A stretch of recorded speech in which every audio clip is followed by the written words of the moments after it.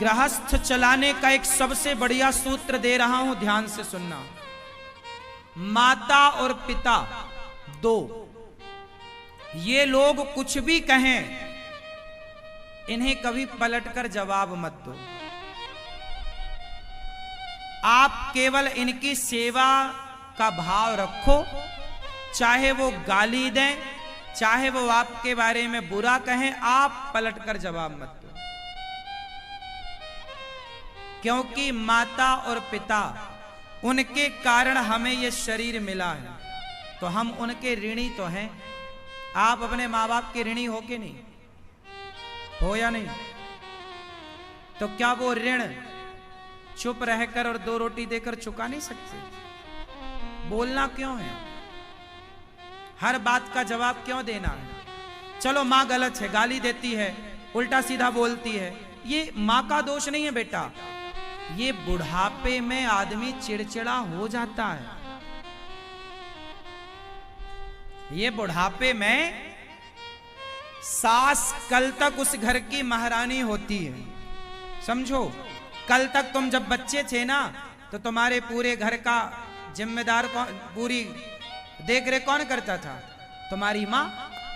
वो माँ कल तक उस घर में मालकिन बनकर रहती थी, लेकिन बहू आई, धीरे धीरे सत्ता बहू के हाथ में गई, तो वो सास को कई बार ये लगता है कि देखो अब मेरे को कोई पूछ नहीं रहा है, कोई मेरा सम्मान नहीं कर रहा है। क्योंकि 40 साल से वो सत्ता में थी ना, अब बहू आई है, अब उसकी सत्ता चालू हुई, तो कहीं ना कहीं उसे ठेस तो लगती है ना। आप लोग क्यों नहीं समझते? ये बुढ़ापे का स्वभाव चिड़चिड़ा होता है। तुम बुढ़े हो जाओगे, तुम भी ऐसे हो जाओगे, और तुम्हारी औलाद कहेगी नहीं अब हम नहीं करेंगे सेवा। फिर इसलिए सबको बोल रहा हूं मैं, मां कुछ भी कहे, पिता कुछ भी कहे, पलटकर जवाब मत दो, और आप अपने मां बाप का केवल सम्मान करते रहो। तुम्हारी पत्नी सम्मान ना करे, पर तुम सम्मान करो। अच्छा, बहुएं सम्मान ना करें सास का, तो सासों को बुरा नहीं लगता, चलो बहू है। पर जब बेटा सम्मान नहीं करता, तो फिर मां बाप का दिल दुखता है। उम्मीद आपसे है बेटा, आपकी पत्नी से नहीं। और सोचो कि जब तुम अपनी मां का सम्मान नहीं करोगे, तुम्हारी लुगाई क्यों करेगी? समझ में आ रहा है? मैं अपने बाप का सम्मान करूंगा, तो मेरी पत्नी अपने आप मेरे पिता का सम्मान करेगी।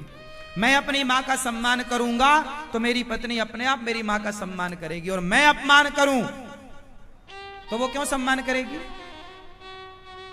बेटा, एक बार तुम अपने आप को मां की जगह रख के देखो,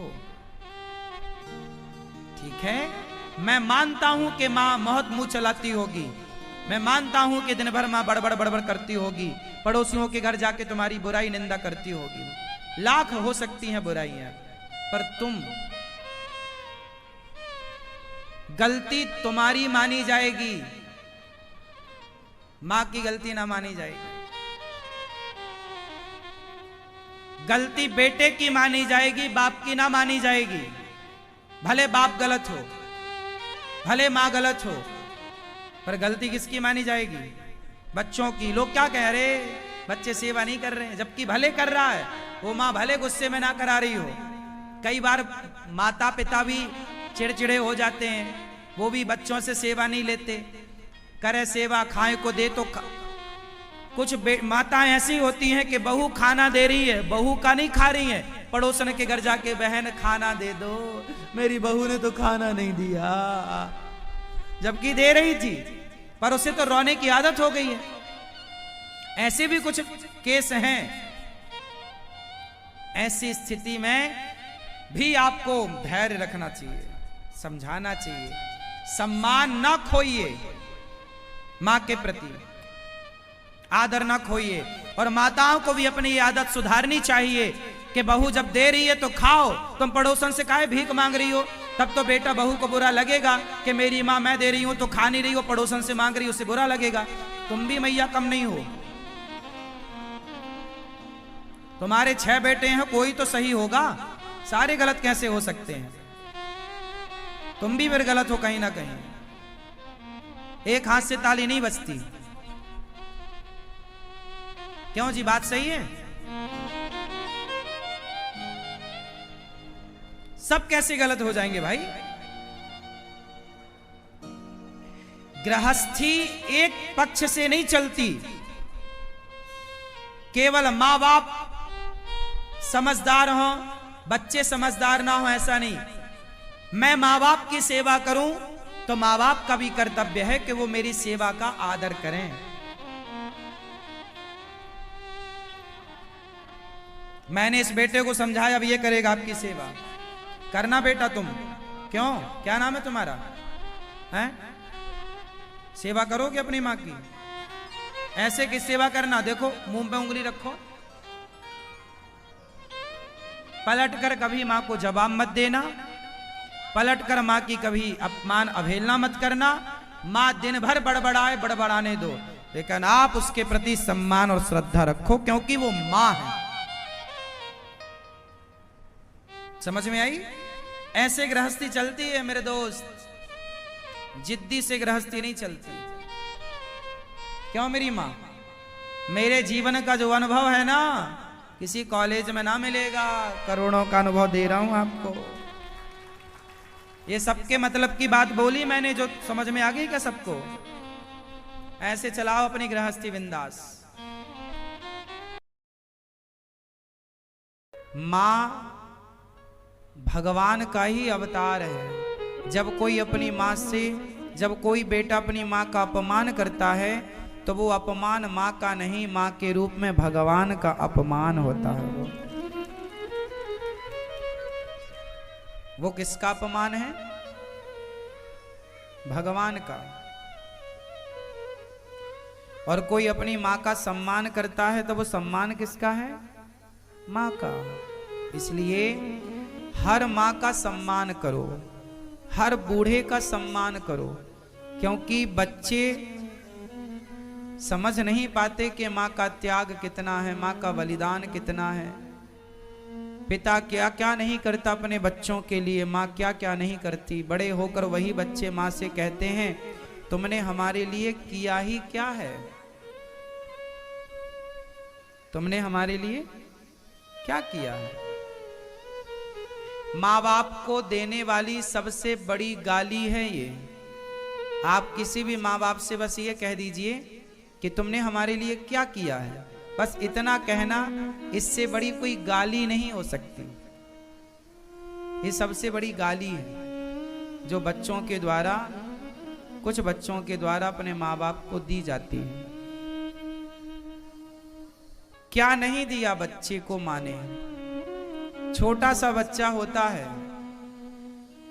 उसको तेल लगाती है मां, मालिश करती है, हड्डियां मजबूत हों, खूब रगड़ रगड़ के तेल लगाती है, मालिश करती है। आप सबकी मां ने आपकी खूब मालिश की है।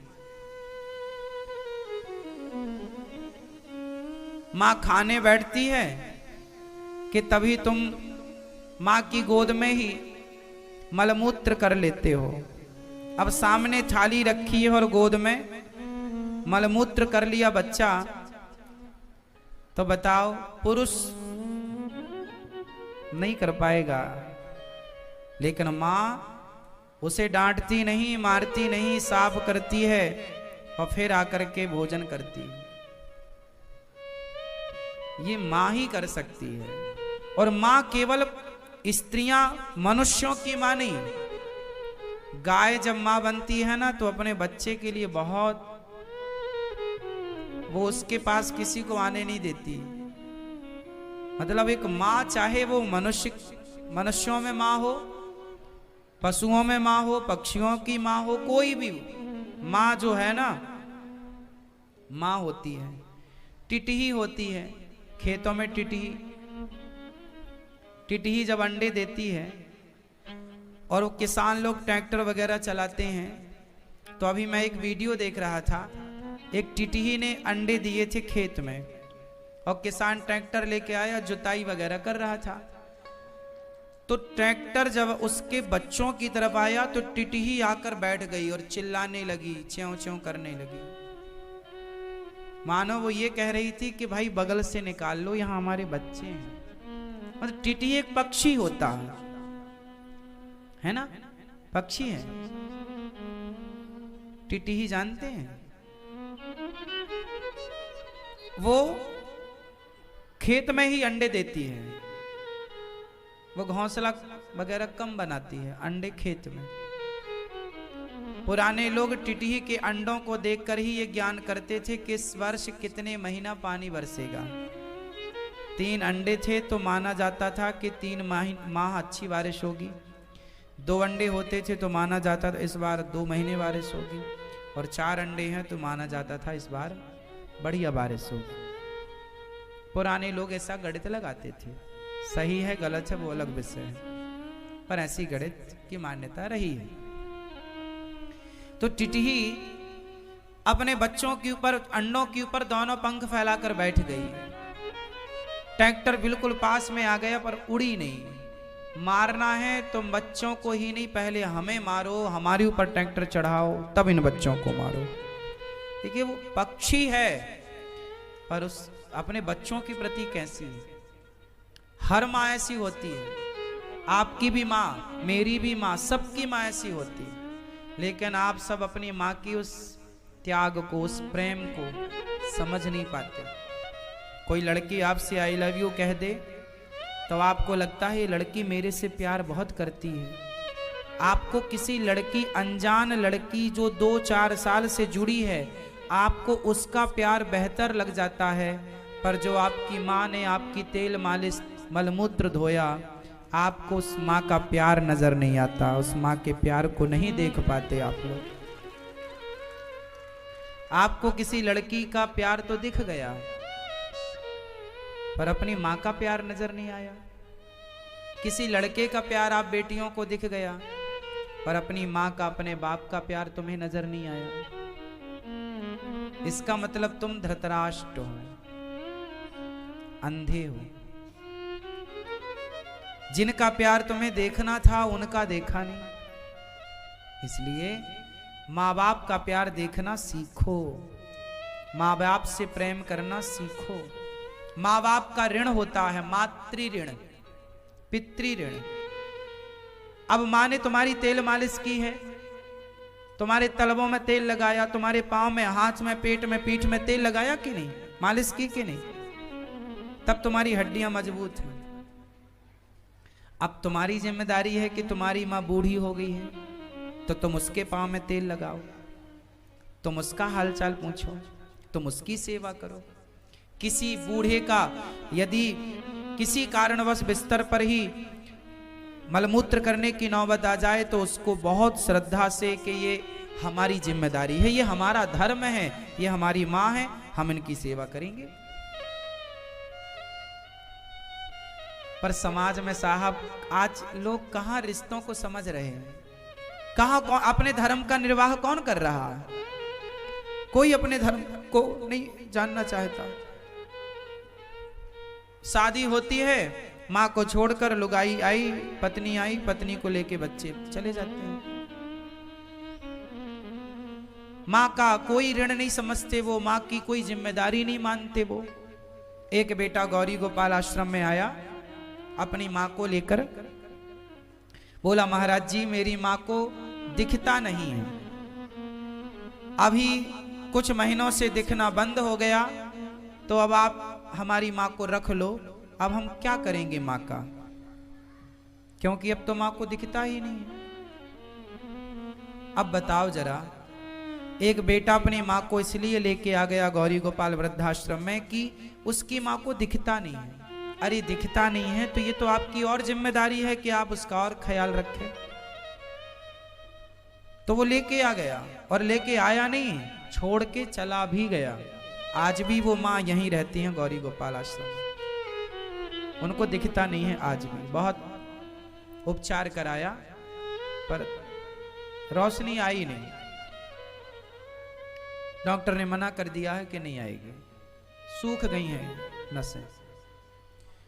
तो बेटा इसलिए छोड़ के चला गया कि माँ को दिखता नहीं है, कौन करेगा सेवा। अच्छा जरा इसका उल्टा करो कि किसी माँ का बेटा यदि अंधा होता तो क्या माँ कभी उसे अपने से दूर करती?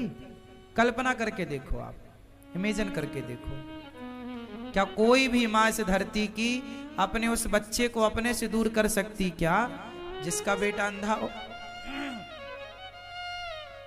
माँ कभी अपनी औलाद को अपने से दूर नहीं कर सकती, विशेष ऐसी स्थिति में। लेकिन जब बच्चों के पास उनके धर्म का पालन करने का अवसर आया कि बेटा तुम करो सेवा, तो वो हाथ खड़े कर लेते हैं और छोड़ करके चले जाते हैं। उनकी सेवा ये दास अनिरुद्ध करता है जैसी बनती है, टूटी फूटी।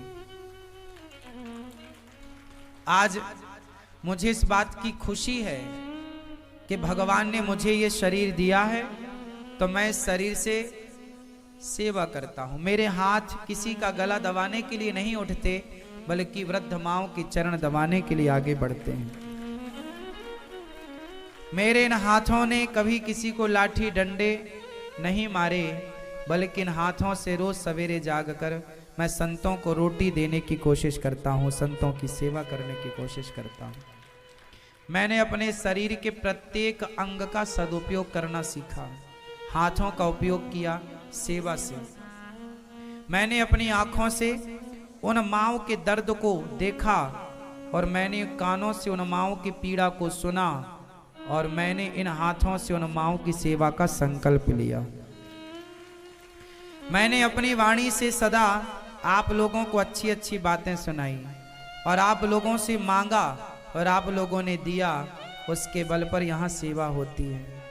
मैंने अपनी वाणी का सदुपयोग किया, मैंने अपने कानों का सदुपयोग किया, मैंने अपने नेत्रों का सदुपयोग किया, और मैं दिन भर चलता हूँ। आप लोग यहाँ हैं, आप मुझे देख सकते हैं, दिन भर मैं सुबह से शाम तक कोई ना कोई कार्य करता हूँ। तो मेरे जो पाँव हैं वो पाँव भी कहीं ना कहीं समाज की सेवा के लिए ही दौड़ते हैं। तो शरीर का जो प्रत्येक अंग है, आप ये देखिए कि आपके शरीर के अंग कहाँ जा रहे हैं। आपकी आंखें कहाँ जा रही हैं, कान कहाँ जा रहे हैं, मुंह कहाँ जा रहा है, जिह्वा कहाँ जा रही है, हाथ कहाँ जा रहे हैं। हाथ इस हाथ से शराब का प्याला भी तो थामा जा सकता है, क्या थामने वाले नहीं थाम रहे हैं? इन पांव से चलकर शराब की दुकान में भी तो जाया जा सकता है, क्या लोग नहीं जा रहे हैं? सुरा और सुंदरियों की तरफ भी तो इन पांव से लोग जा रहे हैं। परंतु मैंने भगवान से यही प्रार्थना की कि हे विधाता, जब तक मैं जीऊं तब तक मैं केवल सेवा करूं, और सेवा करते करते ही मेरा जीवन पूरा हो, और अगला जन्म भी कभी हो, जहां हो। मैं नहीं कहता कि मेरा जन्म हो या ना हो, मैं आपसे चाहता कुछ नहीं हूं, जो आपकी मर्जी आप कीजिए। पर जब भी जहां भी जन्म हो, बस मैं सेवक बनकर आऊं, या तो भक्तों का सेवक बनूं, या तो प्रभु आपका सेवक बनूं, या भगवान का सेवक, या भगवान के भक्तों का सेवक। आज कुछ लोग अपनी एक वृद्ध माँ की सेवा नहीं कर पाते। एक माँ है ना आपकी, ले दे के बस एक ही है। यदि है तो सासू माँ भी हो सकती है, पत्नी की माँ या पति की माँ, दो माँ हो गई। तो दो माँ की सेवा एक अच्छे इंसानियत के नाते तो कर सकते, करो। लेकिन आज की इंसानियत कुछ लोगों की ऐसी इस तरह मर चुकी है कि बेटे, कुछ दिन पहले गौरी गोपाल वृद्धाश्रम में एक माँ का शरीर पूरा हो गया, मृत्यु हो गई एक माँ की। और माँ के बेटे को फोन लगाया गया कि भाई तुम्हारी जो माँ है उनका शरीर शांत हो गया है, आओ और अपने हाथ से माँ को चिता पर आग लगाओ। पुत्र का धर्म होता है, ये अधिकार पुत्र का ही होता है कि वो अपने माँ और बाप की चिता पर आग लगाए। तो इस नाते हम लोगों ने सूचना दी। तो बेटे ने मना कर दिया फोन पर, नहीं हम नहीं आ सकते, हमारी माँ भले मर गई है, आप ही कर दो सब उसका। साहब वो बेटा नहीं आया। तब उस माँ की अंतिम क्रिया यहाँ की गई। माँ की 13वीं यहाँ की गई, और जो एक पुत्र का फर्ज और कर्तव्य होता है वो सब इस दास अनिरुद्ध ने निभाया। इंसानियत, हम भगवान नहीं बन सकते ना मेरी माँ, लेकिन हम एक अच्छे इंसान तो बन सकते हैं। आपको भगवान नहीं बनना है, आप बन ना पाओगे, आप केवल अच्छे इंसान बन जाओ। आज समाज में अच्छे इंसानों की ही तो कमी हो गई है ना। आज समाज में किसकी कमी है?